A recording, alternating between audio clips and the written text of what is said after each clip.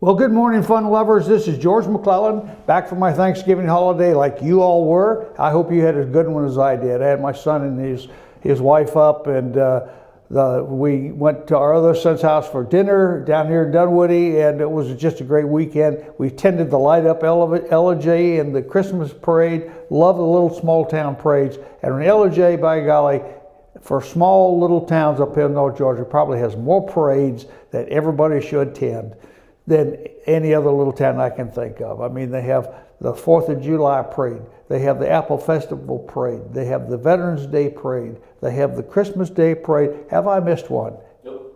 They come in. It's lovely, and it's well attended and and participated in. Right now, they're getting ready to have the Christmas tree festival at the library, where all the civic groups and the garden clubs and other groups decorate a tree in a theme of their choosing. Every year, it's just packed with people looking at these trees. Little children love it, and you gotta love Christmas time. One, it's for children really, but two, what is the real meaning of Christmas, and why do we cherish it so much? The news, well, what is in the news? As far as the far left is concerned, it is the controversy surrounding Trump's appointments. Kellyanne Conway, she made a hit on Mitt Romney as well as Newt Gingrich did. But if you think that she's gone off the rails, I think there's a sinister plan there, because one of the other Trump people made almost the same bullet points on television that Kellyanne Conway made on television. So that looks like it's a scripted piece. And so I stand back. I'm not in breathless anticipation. I think Mitt Romney has the talents to square the State Department away, flush out the liberals in there that is ruining America, and he can even take down John Kerry's and Hillary Clinton's photos from the wall and send them to the basement, which is where they belong. Of course, the other big news is Fidel is dead. Long live Raul. It means nothing. Fidel's been out of the scene for a long time, except as the figurehead of the father of Cuban communism, and it's all collapsed. Nothing has collapsed. The prisoners, the Cuban people are still prisoners in their own state, and I think that very quickly, when Trump is president, the opening that Obama made to Cuba will slam shut. It will be interesting to see who Obama sends to Castro's funeral. Will he go himself? And if he does, that will tell us a lot about the Democrat Party. Well, we already know a lot about the Democrat Party, and I will get into it. We also have the snowflake meltdown. College professors are positioning examinations, or postponing examinations, because of Donald Trump's election as President of the United States. They just cannot understand how their side could not have prevailed, and everybody hates Trump, everybody loves socialism, everybody wants to be progressives. Colleges are bringing in grief counselors. Can you believe that? Grief counselors, because of the election of Donald Trump. I was always shocked when I was in high school and I had a problem and was sent to the principal's office. I never saw the principal. The only time I saw my principal was when we went rabbit hunting together. But I would see the dean, and he left discipline problems. Not that I had a lot, but it was a talk to the dean. There was no grief counselors in my high school. Now high schools have grief counselors. If somebody's killed, you have a grief counselor. I mean, another student in an automobile accident, more likely now drive-by shootings. But you have to have grief counselors. Like, everybody loved that guy. Well, the guy dead probably was a criminal himself anyway. I don't know. But it seems like that is the case. The protesters, though, when they swarm out of their colleges or schools or high schools and they block streets and then go onto major highways because they don't like how an election turned out, that's crime. That's a crime, and I think that the tactic the police use is a good one. They're photographing everybody, identifying them, and then they're arresting them. And these people go to court. They might get a citation in the mail, but they will end up in a court, and it will be costly. And so, we don't set up machine guns and mow them down, because that means you have to carry them off the street in body bags, and that's terrible. It doesn't look good. No, it doesn't look good at all. And you have college protesters shouting that Trump is not my president. Well, a lot of people on the conservative side said Obama isn't our president. He was elected, but we still don't even know if he's an American. All his documents, except one. I accept one document of Obama's that proves he was American born, and that's his certificate of live birth. It's the only one that rings true. The only one that rings true. He was born in Hawaii, but he was not born in the hospital. Therefore, he does not have a birth certificate, because the hospital wasn't there to administer it. He was born out, brought in the next morning as a wrinkled little half-black baby, and they recorded the fact that some lady brought in a wrinkled little half-black baby, and he had a certificate of live birth. He may or may not have been born the day before, but that's a true document. That screwy birth certificate he came up with later was falsified. Immediately at the surface was falsified. The fonts on the paper were computer fonts, not IBM Selectric typewriters or Royals. The hospital that they say he was born in, which indeed was the hospital that issued his certificate of live birth, was not amalgamated with the other hospital until 5 years after Obama was really born. So that's all nonsense. But I accept that he was born in Hawaii. Democrat mayors and one governor are considering increasing their defiance of federal immigration laws because of Donald Trump's election. How do you increase, if you're already ignoring the law, and that can be called nullification. Nullification works if a law is, in fact, unconstitutional. Because a liberal judge or any judge says, well, it is constitutional because he looked at it, does not negate the fact that it isn't really constitutional. Unconstitutional laws can be nullified. They can be nullified. But immigration laws are not unconstitutional. A country has a constitutional right to defend its borders. And we swear, those policemen and presidents, they swear to defend the Constitution of the United States from all enemies, domestic and foreign. So for a mayor or a governor to say they're going to ignore those laws means that they are in violation of the law. And so that simply won't do either. Now we have whining groups of Democrat students or whatever trying to persuade through threat and intimidation the electoral voters to break their moral and legal responsibilities and vote for Hillary Clinton. Now they think that is going to work. I don't think so. I think Trump is going to be the president.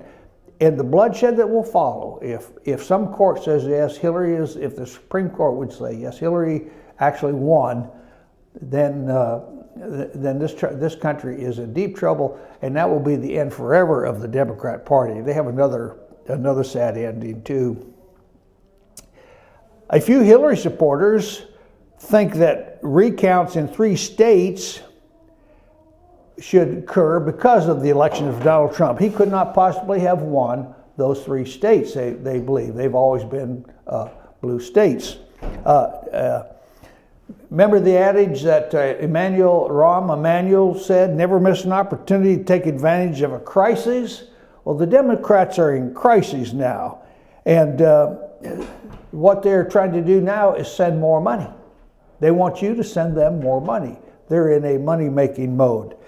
And we even have Elizabeth Warren asking for an investigation of the Trump transition because she's concerned about Trump's chaotic transition. There is no chaotic transition. Trump is doing it right, and he's doing it smoothly, and I can guarantee you that man is in control, and he will be in control. It is as if the Democrats absolutely want to prove to us that they are immature, petty, and obnoxious. Well, yes, we know that. The actions of whining Democrats is a confirmation, at least to me, and I suspect many other voters, of our decision to vote for Donald Trump. The liberal approach to losing the presidential election is apparently to stamp their feet, cry in public, and rend their garments short of public self-flagellation. My. And they're even doing some of that, I think. I haven't heard of any suicides or hangings.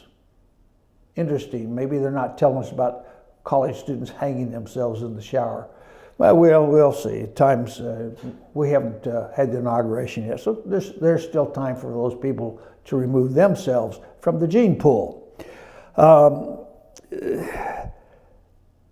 This past week, we're discussing what's going on and what's coming up. And this past week was interesting. We had the actors on that stage play Hamilton, and we had our Thanksgiving holiday. Just that short period of time, so much has happened. It's time to look back at that week and see what happens. Following his haranguing of Vice President-elect Pence at a performance of Hamilton, Brandon Dixon, he's the black actor who played Hamilton, defended his ridiculous outburst by describing it as a conversation. A what? A conversation occurs only if someone is responding in kind. Tirades are not conversations. Liberals do not hold conversations. Even commentators on MSNBC, CNN, ABC, they do not hold conversations. When they get put in the hot spot by somebody who has the answers, they fall back to the liberal position of raising their voice, screaming, and trying to override what the other guy is saying and putting up useless arguments that can be proven wrong. So that's where we're at. Some Democrats are demanding an audit. Well, they better be careful. An audit of the presidential vote, if they are convinced that enough pro-Hillary voters will surface, is going to be a laughable joke. Those pro-Hillary voters are not there. Others are issuing death threats, and I mentioned that, to members of the Electoral College, demanding that they vote for Hillary and ignore Trump. Breaking with tradition, post-White House decorum, President Obama plans, this is very interesting, he plans to attack Trump as often as possible to help lead Democratic opposition to the new president. Well, he's not opposing the new president as much as he's opposing the new president's plans. Obama has 8 years of failed presidency and leadership. He was a community organizer, not a high-paid job. Trump is a multi-billionaire who knows how to create and close the art of the deal. Obama doesn't have a chance. But you'll hear the ABC, the news media will continually interview him and listen to his tirades about what Trump is doing wrong. Cannot be good, folks. It cannot be good for American politics. And of course, that's why Obama rented a house in Washington, D.C., so he can stay in touch, of course, and offer his learned advice to Trump on how to be a successful president. How's that going for us? Oh, Obama praised himself again this week. I'm extremely proud of the fact that over 8 years we have not had the kinds of scandals that have plagued other administrations. So anyway, it's break time, and we'll close with a few words. Not close. We'll see you on the other side.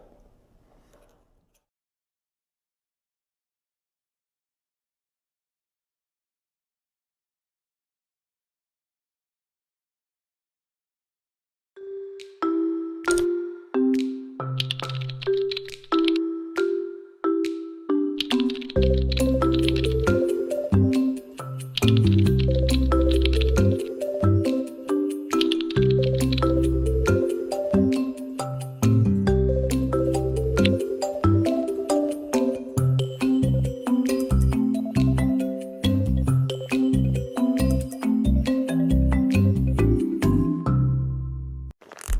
Hut makes great pizza, but they can't tell you what a gift it is.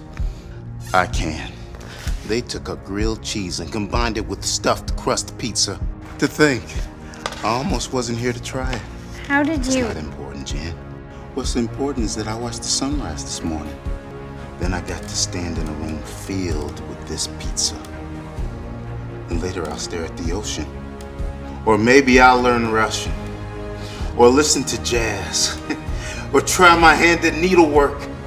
Or open a door for a beautiful woman. Or read a human interest story or make dessert wine. Or ride a wild horse. Or experiment with watercolors. Eat every slice like it's your last. Especially you, Doug. Especially Doug, right? You care about Doug. The grilled cheese stuffed crust pizza. Proof that no one outpieces the Hut. Circuit World, brand name merchandise at unbelievably low prices. Furniture, appliances, and electronics. Circuit World is locally owned and operated, serving the tri-state area. Circuit World has highly trained professionals to help. Visit your hometown Circuit World today. 3 locations in Georgia, Ellijay, Blue Ridge, and Blairsville, Franklin, and Murphy, North Carolina. No credit checks, so let Circuit World deliver to you today.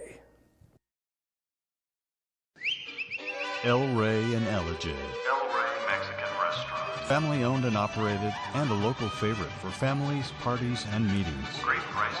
Friendly service and delicious Mexican cuisine. Patio dining available. Come sing in Carlos's Cantina every Friday 9 to 1. Eat in or take away. Same location for 14 years. Open 7 days at the corner of Maddox Drive and 515. North Georgia's favorite Mexican cuisine. El Rey. El Rey and Ellijay.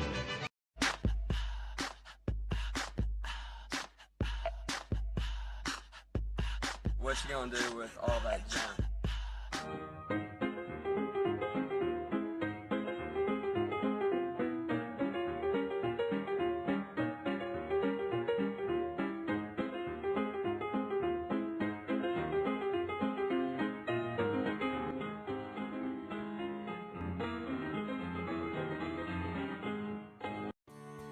North Georgia Diamond is your source for diamonds. Come on in to view the area's largest selection of fine jewelry at North Georgia Diamond.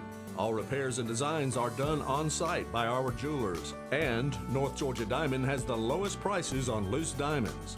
You can also sell your gold, silver, and coins at North Georgia Diamond between Walmart and Lowe's in East Ellijay. Locally owned by Bill and Allison Craig, North Georgia Diamond is your source for diamonds in North Georgia.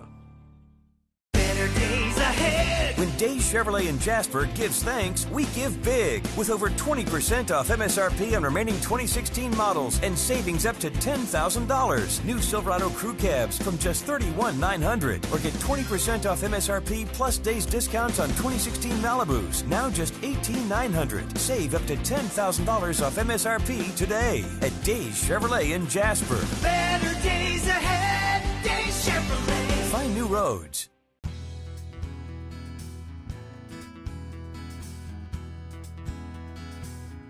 Hello, my name is Chad Watkins. I'm the manager at Larry's Body Shop.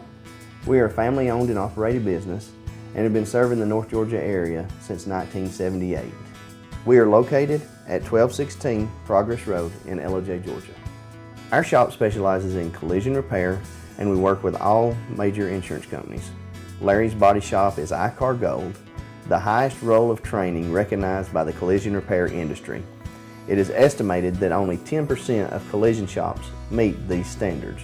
Our shop consists of state-of-the-art equipment such as laser measurement system, down-drive spray booth, spot and MIG welding equipment.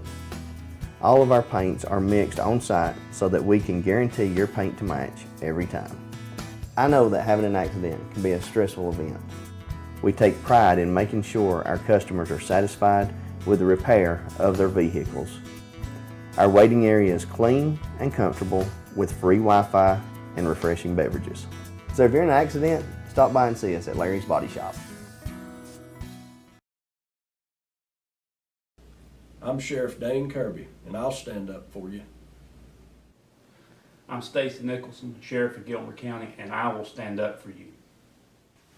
Stand up and speak out. No matter how rich, cool, talented you believe yourself to be, how you treat people ultimately tells all. I am Allison Sosby, District Attorney, and I'll stand up for you. Pizza Hut makes the best pizza in the entire universe, but they won't tell you that. I've been marooned on this planet for a while now. You are an impressive race. Your children know excellent hiding places. Your oceans aren't filled with lava. When you figured out how to combine a grilled cheese sandwich with a Pizza Hut pizza, surely interstellar travel will soon follow, and then I can finally get back home. Round. Round like home. The grilled cheese stuffed crust pizza, proof that no one out-pizzas the Hut.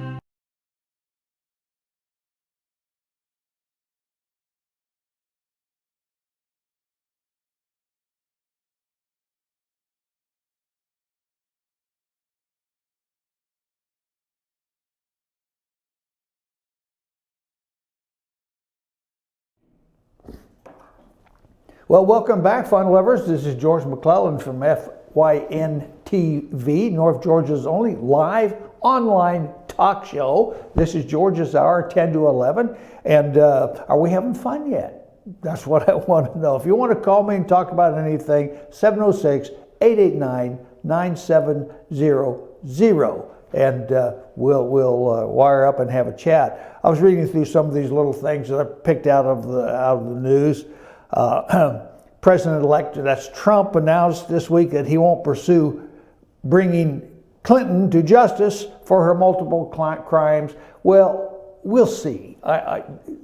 Nation cannot be healed until Hillary's crimes are adjudicated. It's simply, and he knows that. Trump knows that. So I'm going to set on that one for a while. In the wake of Hillary's electoral collapse, donations to the Clinton Foundation have apparently dried up, or are close to drying up. Who's going to pay her if she has no influence anymore? The word of the week for liberals is Nazi, as in Trump was cheered by Nazis, but not as in Hillary was financed by Nazis. George Soros, of course. White supremacy is also on the left's mind as they shrieked about an influx of white supremacists into Trump's administration. I wonder if they were referring to Ben Carson. Just wondering. How will the Democrat Party rebuild their shattered organization? By making a radical leftist and a 9/11 truther who is an avowed Muslim the chairperson of the Democratic National Committee of the DNC. That would be Ellison, Representative Ellison from wherever he's from. My God, that's a death wish. The Democrats are in a death spiral. Social and corporate media hacks are claiming fake news is a growing plague that threatens the public discourse. Well, they're talking about internet and Facebook and Twitter. You got to be smart enough. But so I agree, and I think that the beating should begin as soon as possible, and they would not stop until morale improves. American morale. Speaking of media beatings, the mainstream media, the kittens, this article calls them kittens, they're snowflakes, walked into a buzzsaw at Trump Tower when they had their meeting with Trump Tower about media access to his presidency. Somebody called it a bloody firing squad, and they went out staggering. Even Wolf Blitzer didn't have anything to say.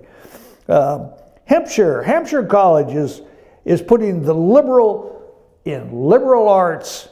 Students there were triggered by Trump's win and Hillary's electoral loss, and the school banned the American flag from the campus lest it offend the snowflakes. Can you imagine that? Well, today's news tells us that dozens of veterans, U.S. military veterans, appeared on the lawn of that campus and are demanding they put that flag back up.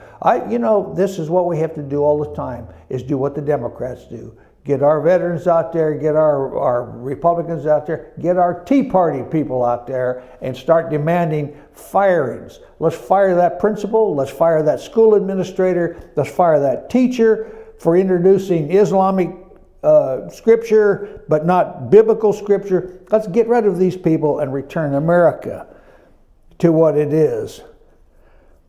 A hate blogger named Shannon Coakley, and that's Coakley with a C, has no relation to our friend Doug Collins' representative in Gainesville. Shannon Coakley, Coakley, is leading a national boycott of any company which has done business with any of the Trumps, even those businesses carrying Ivanka Trump's clothing line. What an idiot. For politics, she wants to get in the way of commerce. People are making money. In fact, I've never heard of her. And if she's leading a national boycott, I haven't even heard about it on any of my sites. So that's just a blow in the teacup is what it is. Rumors have surfaced that the Obamas already renting a $22,000 a month mansion in Washington, D.C. for his post-White House days, may be looking to buy a pricey Rancho Mirage, California home to go along with their Chicago palace. Rancho Mirage, I don't think they let colored folks in their community yet. I thought that when I lived out there. A mall in Florida has reassigned one of their Santa Clauses after he joked about putting Hillary Clinton on his naughty list. He only did it because war profiteering, borderline treasonous sociopath list is kind of wordy for an 8-year-old. And with Thanksgiving just passed and Christmas approaching, liberals offered guides on how snowflakes can discuss their hatred of non-liberals during family gatherings without igniting or open warfare. You know, open warfare at the Thanksgiving table, mashed potatoes and gravy splashed in walls and floors are very, very difficult to clean up, as is candied yams with melted marshmallow on top. So there we have the news that is meant to be news. That's what's happening now. Keep your ears tuned and for those type of things. We're going to go to a more serious problem now. Who is responsible for our social and economic turmoil? Now, I'm going to say this at the beginning. No matter who was elected president, Hillary or Donald Trump, they're going to have a rough 4 years economically. They're going to have a rough 4 years.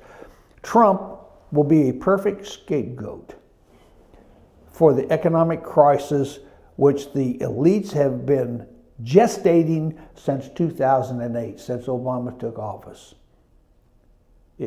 Our economy is near collapse. We're $20 trillion in debt. The Fed, as Brian mentioned earlier, will probably kick up the interest rates and start an inflationary period that will ruin a dollar, bring the value of the dollar down. Trump enters the White House with a political mandate that supposedly gives conservatives, now think about this, gives the conservatives more power than any other time in U.S. history. A mandate might seem like a miracle, a free hand of power to sovereignty and liberal champions to defeat the collectivist tyranny of cultural Marxists on the left once and for all. Well, it's not going to happen. It could also backfire because under the mandate, everything bad that happens under Donald Trump's watch can be blamed on Donald Trump and us, his followers. Conservatives have been given almost absolute influence over government, and so by extension, they also inherit absolute responsibility, whether we like it or not. Now, Obama was a master at deflecting responsibility. He stands up there and says, well, he agrees or didn't agree with this, or that program. He didn't know about it until he read it in the paper, and he's responsible for nothing except a failed legacy, I think. So in our case, let's see what the consequences, let's examine what the consequences will be.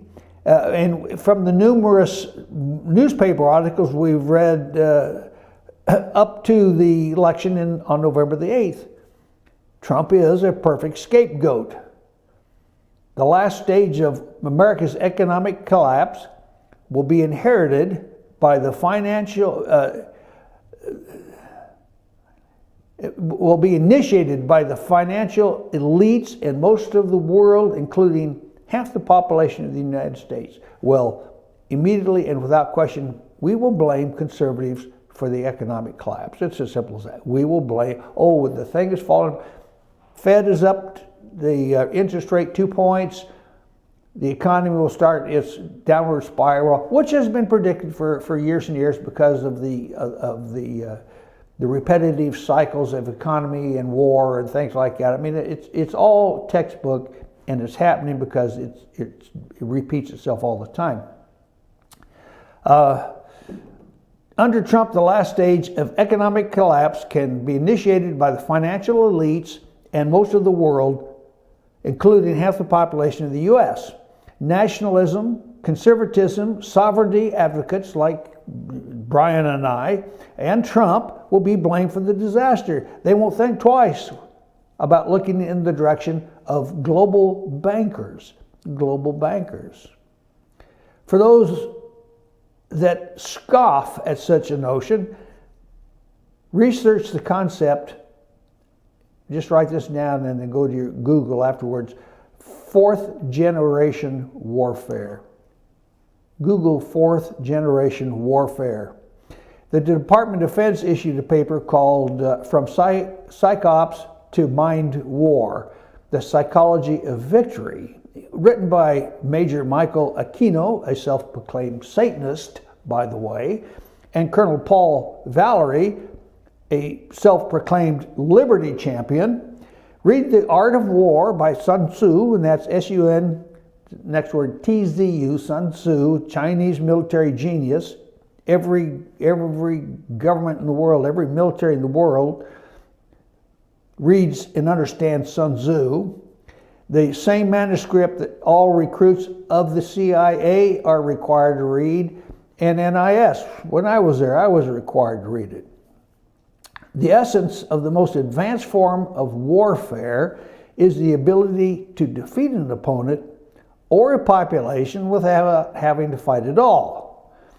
Instead, the master tactician seeks to influence his opponent to surrender without fighting, or to influence his opponent to destroy himself. This is accomplished primarily through propaganda, subversion, symmetry, asymmetric warfare, which is terrorism and insurgency, and most importantly, co-option. Our government has been co-opted by the socialists under the guise of green environmentalism, and and it's all sponsored by big bankers, George Soros, and the other big organizations. If you want to be able to predict future events with some accuracy, understand the minds of the people with the most influence over those events. How do you do that? Well, I'm talking about the financial elites, of course. They're highly motivated and highly organized, and the single most important gatekeeper to geopolitical change today. Know their mind, and you will know the general path they will take tomorrow.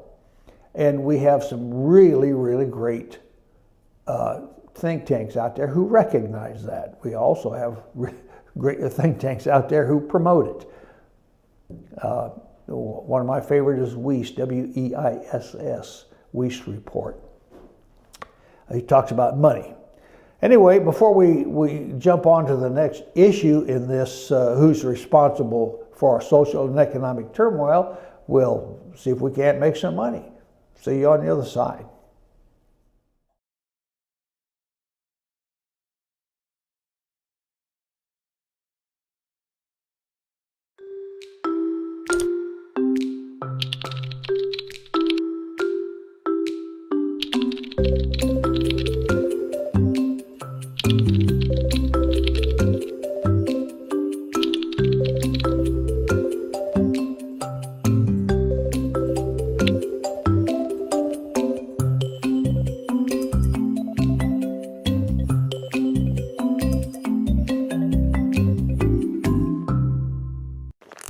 Pizza Hut makes great pizza, but they can't tell you what a gift it is. I can. They took a grilled cheese and combined it with stuffed crust pizza. To think, I almost wasn't here to try it. How did you? It's not important, Jan. What's important is that I watched the sunrise this morning. Then I got to stand in a room filled with this pizza. And later I'll stare at the ocean. Or maybe I'll learn Russian. Or listen to jazz. Or try my hand at needlework. Or open a door for a beautiful woman. Or read a human interest story or make dessert wine. Or ride a wild horse. Or experiment with watercolors. Eat every slice like it's your last. Especially you, Doug. Especially Doug, right? You care about Doug. The grilled cheese stuffed crust pizza. Proof that no one outpieces the Hut. Circuit World, brand name merchandise at unbelievably low prices.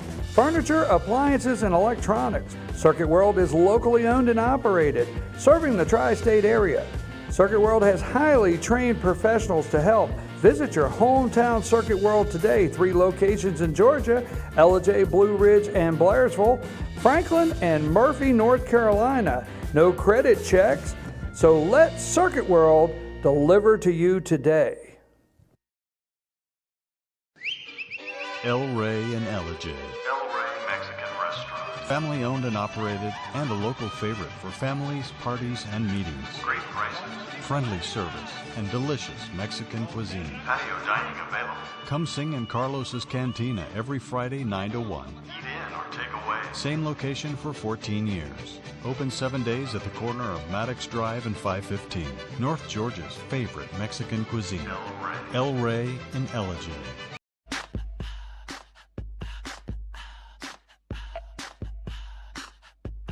What you gonna do with all that junk?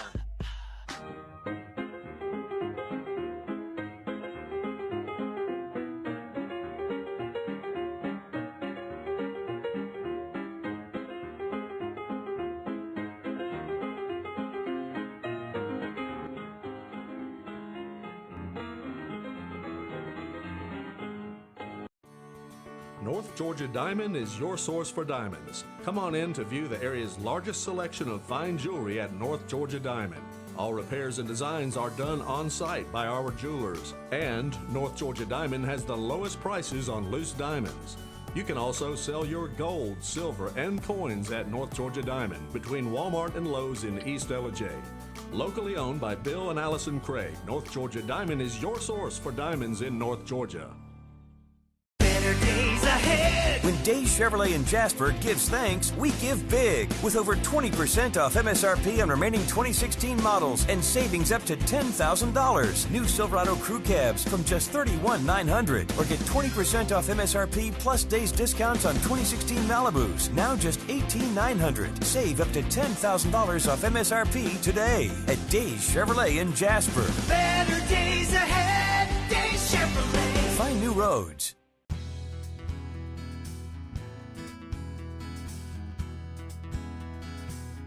Hello, my name is Chad Watkins. I'm the manager at Larry's Body Shop.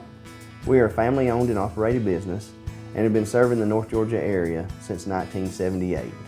We are located at 1216 Progress Road in Ellijay, Georgia. Our shop specializes in collision repair and we work with all major insurance companies. Larry's Body Shop is ICAR Gold, the highest role of training recognized by the collision repair industry. It is estimated that only 10% of collision shops meet these standards. Our shop consists of state-of-the-art equipment such as laser measurement system, down-drive spray booth, spot and MIG welding equipment. All of our paints are mixed on-site so that we can guarantee your paint to match every time. I know that having an accident can be a stressful event. We take pride in making sure our customers are satisfied with the repair of their vehicles. Our waiting area is clean and comfortable with free Wi-Fi and refreshing beverages. So if you're in an accident, stop by and see us at Larry's Body Shop. I'm Sheriff Dane Kirby, and I'll stand up for you.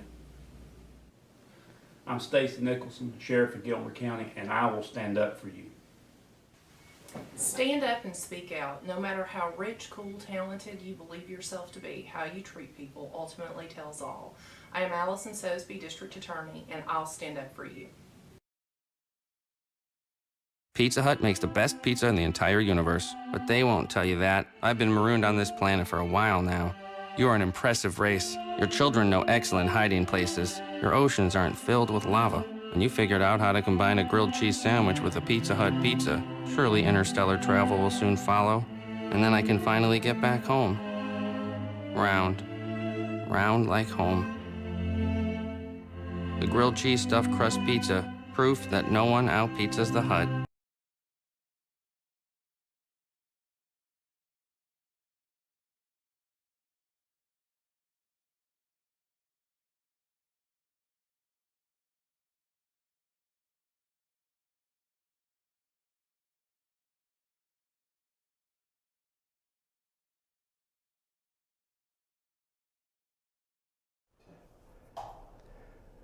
Well, good morning, everybody. George McClellan returning for the last segment of my hour on FetcherNews.com, North Georgia's only live internet talk show. We're talking about who is responsible for our social and economic crises. And it's the big banks, it's the one world government crowd, and I'm going to try to explain why. I've gathered some information from other sources. The one word that has been used throughout this campaign for political office is elites. And we call the Republican elites the old Republican Party as opposed to the independent Republican Party, which I think Trump is now has invented and is bringing on board. The elites also include the bankers, the Wall Street people, the big organizers who actually control what we spend, how we spend it, and who gets the money. They're sitting on pots of money. But they are not omnipotent. They're not infallible.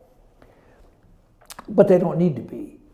While with the utter lack of vigilance and awareness on our part, and I talk about that a lot, the elites only need to be relatively intelligent and exceedingly morally bankrupt to manipulate the masses, which they do because we get along with our daily routine. We want to feed our family, pay our bills, take a vacation, go see a movie, go out to eat once in a while, and we don't care about what other people are doing when we should. We all should. But we leave it to our political parties to take care of that for us. That's why we elect these people.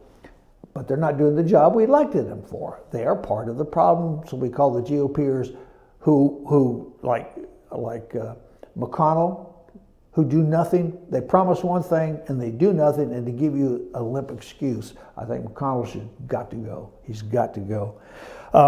Any person of above average intelligence and unlimited capital, of course you have to have that, the financial elites have unlimited capital, can do considerable damage to society and even bring whole empires to their knees and condition the population to think and react in a specific fashion. This is not new. If we go back to Louis the Fair of France, he had borrowed so much money from then Europe's largest bankers, and that would be the Templars, the Knights Templars. He borrowed so much money from them, he could never pay them back. So what did he do? He created what is called the Friday the 13th. He went in and arrested Templars and tried to steal all of their money. The Templars were not stupid. They saw it coming. They loaded a lot of their treasure on boats and sailed away. But at least the France got enough. There were two popes in the world at the time. One in Avignon who agreed with the French king. Both the king and that pope died exactly as predicted by Nostradamus, of all things, of all people. Well, anyway, I'm getting away from my tale. If any of us had the resources and a lack of conscience, we could probably do a better job than the elites when manipulating geopolitical outcomes. They do make numerous mistakes if you watch and you can see them. The reality is, the more ignorant the population the easier it is to control and misdirect us. And that's why our schools, you watch Water's World or interviews college students and young people on the street, they don't know a damn thing. They're ignorant. They are ignorant, and they leave college with a diploma that says they're educated, and they're not educated. Really shocking. To the ignorant, and I'm not saying stupid, ignorant means uneducated, unlearned, have no knowledge. To the ignorant, the elites might seem omnipotent. They aren't. They merely have more intelligence than the average bear. And they also have printing presses paying for everything they want.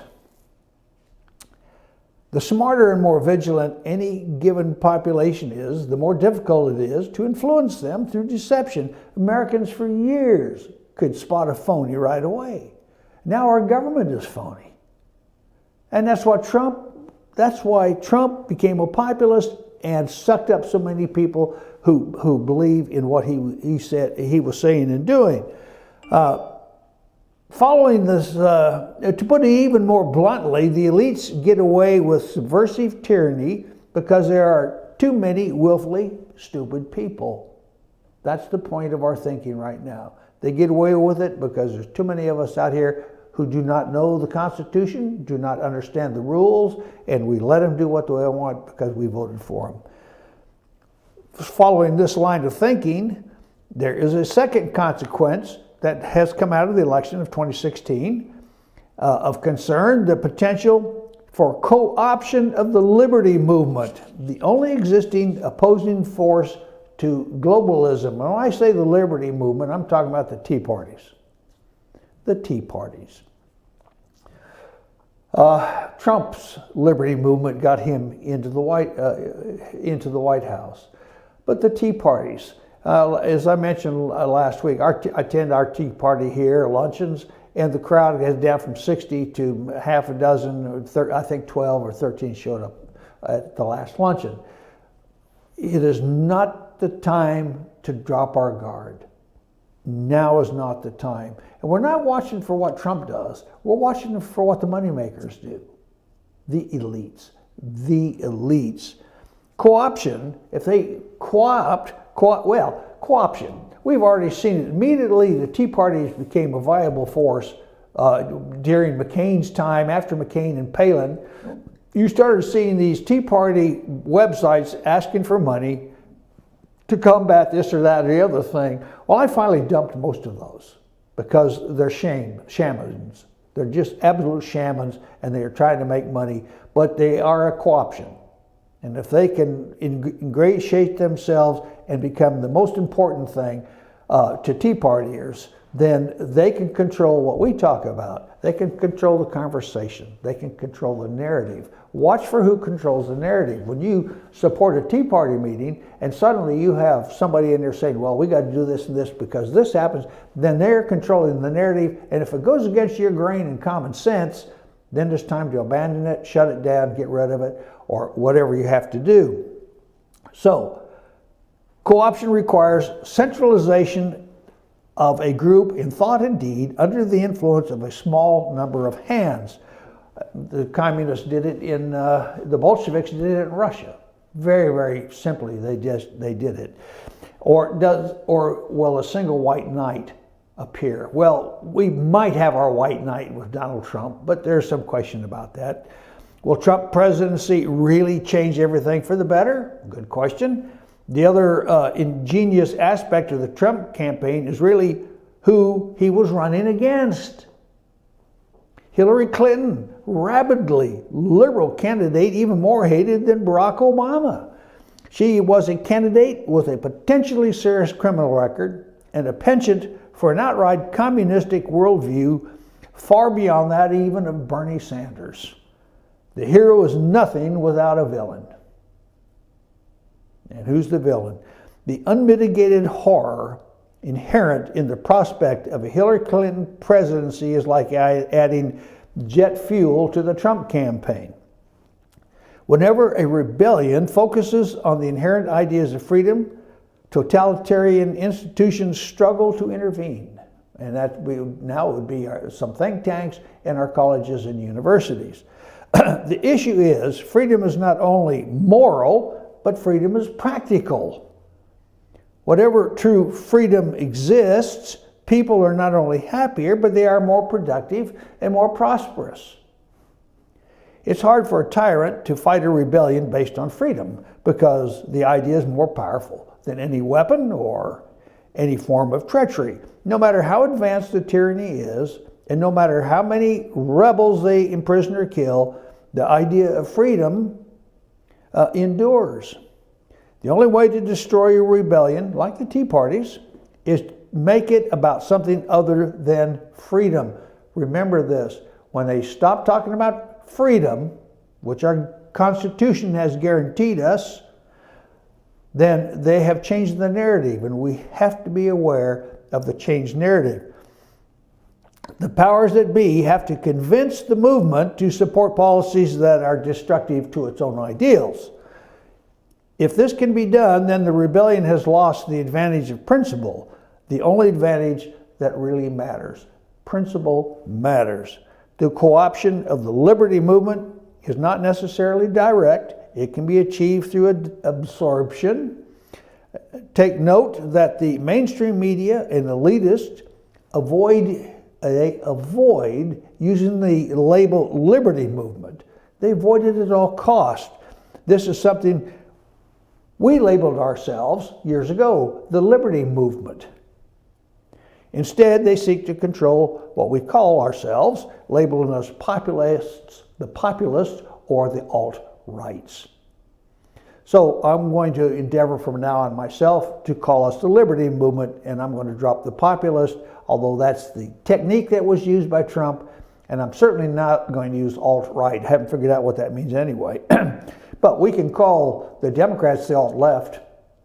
If we start doing that, we can call them the alt-left. I like that idea.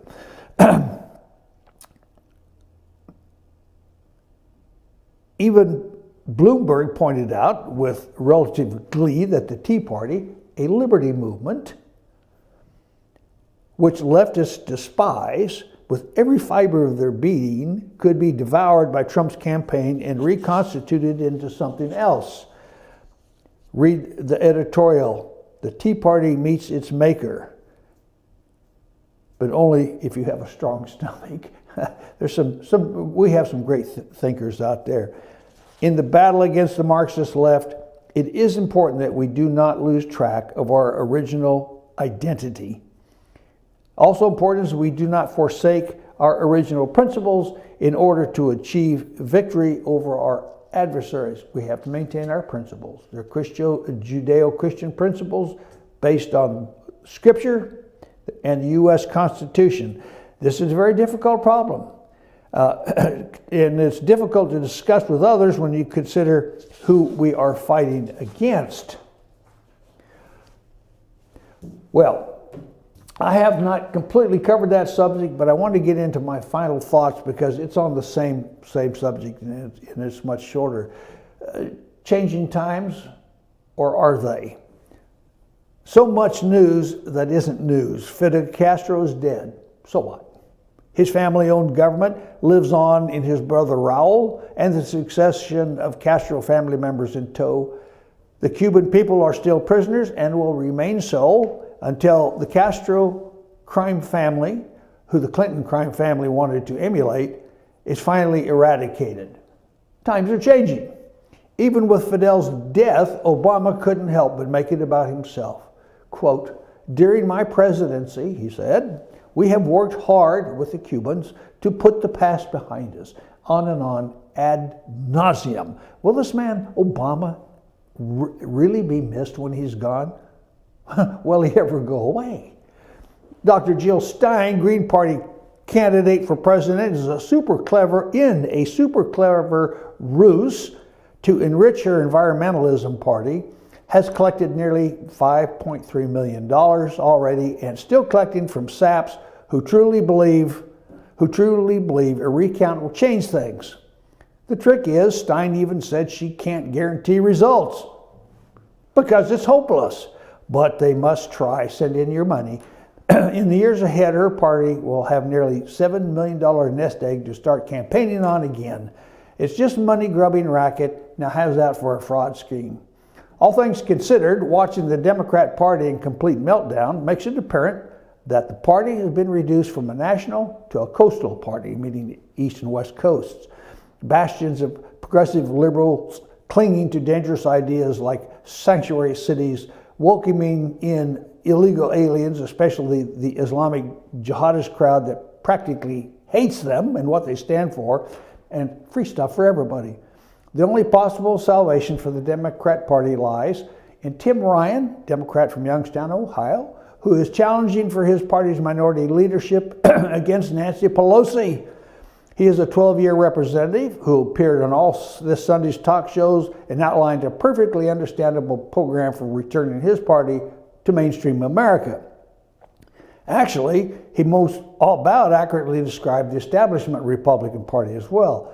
With two Ryans in the running, could the Irish be plotting a return to its Tammany Hall roots? Times are changing, I'm just asking.